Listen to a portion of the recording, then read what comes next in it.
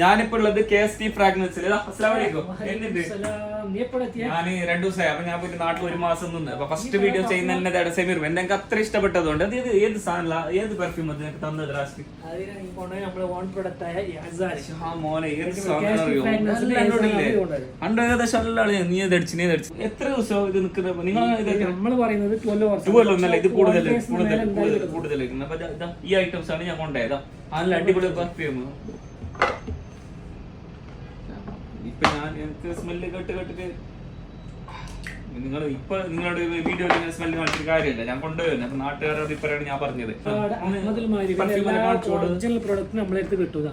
ഏത് ഐറ്റംസ് വേണമെങ്കിലും അത് ഞാൻ കൊണ്ടുപോയി.